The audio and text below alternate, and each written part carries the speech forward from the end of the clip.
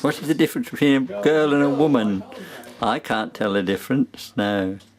Somebody must be able to. Oh, well.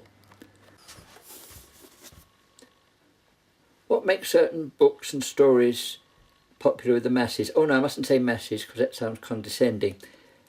For instance, people still read things like Sherlock Holmes and Agatha Christie, but do they like that style? And how has the style changed? And what was the original audience for these types of stories? I'll read a bit from each of them and then I'll do a comparison.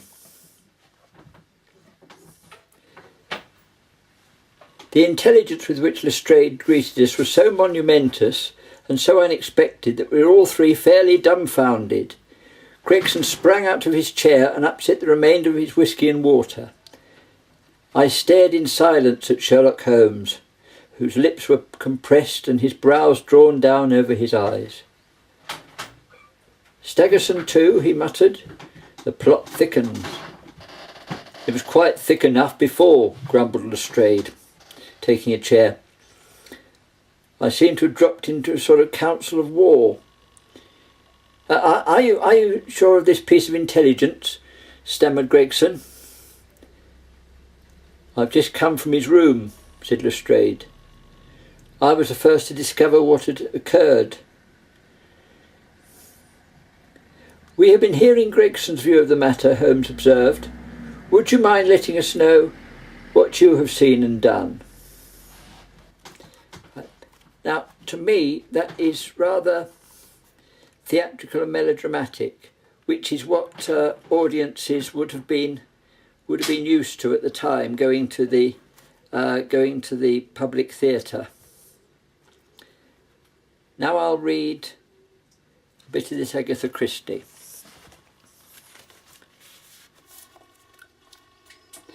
The inspector drew a key from his pocket and unlocked the door of the granite bungalow. The day had been fine and dry, so our feet were not likely to leave any prints. Nevertheless, we wiped them carefully on the mat before entering.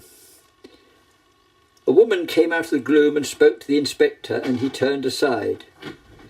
Then he spoke over his shoulder. "Have a good look round, Mr. Poirot, and see all there is to be seen. I'll be back in about 10 minutes.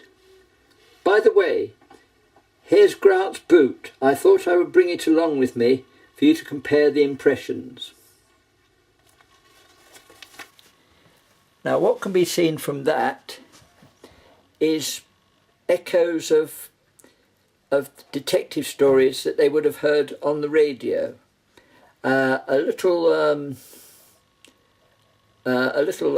affected, but still related to their everyday lives, which of course radio stories had to be related to mundane everyday things like wiping your feet, whereas the Sherlock Holmes ones were written to take you out of yourself, to have a heightened reality, while still being contemporary. They heightened the reality, rather like the Harry Potter books start off being in a street and in a house and in a family that we can recognise. Another slight difference was the difference in the number of syllables.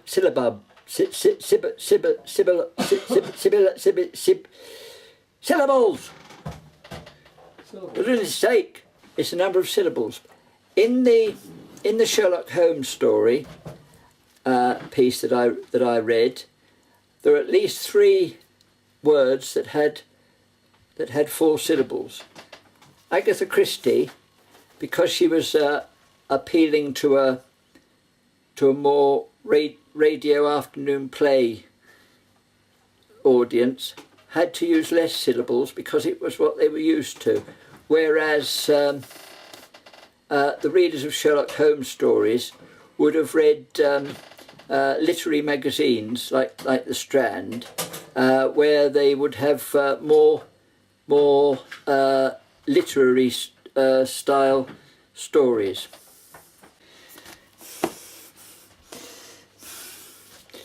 Sibilance.